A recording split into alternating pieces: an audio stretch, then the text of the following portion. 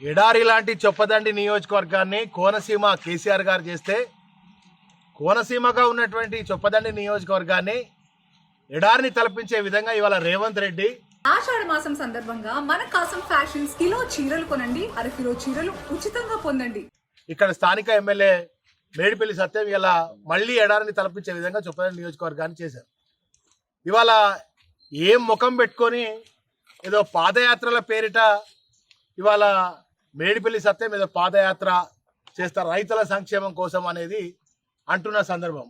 మరి వరద కాలువకు నీళ్ళు ఇవ్వకపోవడమేనా రైతుల సంక్షేమం అంటే? పంటలను ఎండబెట్టడమేనా రైతుల సంక్షేమం అంటే? నారాయణపూర్ రిజర్వాయర్కు నీళ్ళు ఇవ్వకపోవడమేనా ఇవాళ రైతుల సంక్షేమం అంటే? బోనస్ ఎగబెట్టుడేనా రైతుల సంక్షేమం అంటే? రైతు భరోసా ఎగ్గొట్టుడేనా రైతుల సంక్షేమం అంటే? మరి అదేవిధంగా రుణమాఫీ ఎగ్గొట్టడమేనా రైతుల సంక్షేమం అంటే? దేనికోసం ఇలా రైతుల సంక్షేమం? నేను మొన్న ఆ మధ్యలో చూస్తే వరదకాలం వెంబడ అపర భగీరథుడు మా చొప్పదండి ఎమ్మెల్యే అని బోర్డులు చూసిన. మరి ఏడవా ఇలా అపర భగీరథుడు పంటలు ఎండిపోతా అంటే ఈ భగీరథుడు ఎటువైండు? ఏడా నీళ్ళు ఎక్కడున్నాయి ఇవాళ? కనుక మేము ఇవాళ చొప్పదండి నియోజకవర్గంలో మా రైతాంగం అంతా, మా క్యాడర్ అంతా కూడా చొప్పదండి నియోజకవర్గం రైతాంగాన్ని ఆదుకోవాలంటే మాకు ప్రధానంగా వరద కాలువ, అదేవిధంగా నారాయణపూర్ రిజర్వాయరే ముఖ్య ఆధారం. ఇవాళ నారుమడులన్నీ ఎండిపోయినాయి. ఒక దిక్కు కరెంటు ఉంటే నీళ్లుంటే కరెంటు ఉంటాయి. ఇటువంటి సందర్భంలో ఇవాళ పంటలు ఎండిపోతున్నాయి, నారుమడులు కూడా ఎండిపోయినాయి.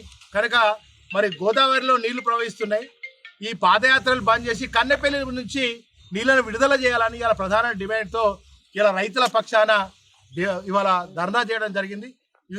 పోలీసు వాళ్ళుగా ఎట్లా తయారైందంటే అంటే రైతుల పక్షాన ఏదైనా ధర్నా చేస్తే లేకపోతే వాళ్ళ డిమాండ్లు అడిగితే అంటే అరెస్టులు, కేసులు, ఈ పోలీస్ స్టేషన్ల పాలు, జైళ్ల పాలవుడు తప్ప మరి రైతుల సంక్షేమం అంటున్నటువంటి కాంగ్రెస్ కబోతులారా, ఇవాళ రైతుల వ్యతిరేక ప్రభుత్వం కాంగ్రెస్ ప్రభుత్వం. కనుకనే ఇవాళ రైతుల పంటలు ఎండబెడుతుంది, ఇవాళ రైతుల అరిగోస ముచ్చుకుంటున్నటువంటి పరిస్థితి వచ్చింది. కనుక మేము చొప్పదండి నియోజకవర్గం నుంచి రైతుల పక్షాన ఒకటే డిమాండ్ చేస్తా ఉన్నాం, వెంటనే వరద కాలువకు నీళ్ళు ఇవ్వండి.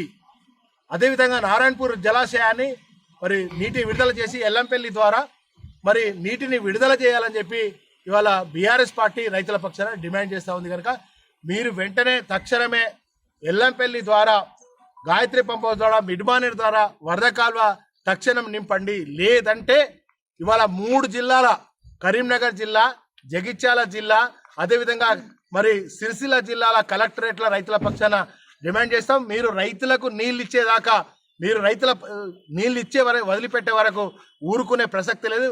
మళ్ళీ తెలంగాణ ఉద్యమ తరహాలో, తెలంగాణ ఉద్యమం ఆనాడు ఎట్లా చేసినామో రైతుల పక్షాన మీరు నీళ్ళు ఇచ్చే వరకు తెలంగాణ రైతాంగ పక్షాన బీఆర్ఎస్ పార్టీ కొట్లాడుతూనే ఉంటుందని చెప్పి డిమాండ్ చేస్తూ వరద కాల్వకు, నారాయణపూర్ రిజర్వాయర్కు తక్షణమే నీటిని విడుదల చేయాలని చెప్పి ఇవాళ బీఆర్ఎస్ పార్టీ పక్షాన డిమాండ్ చేస్తాం.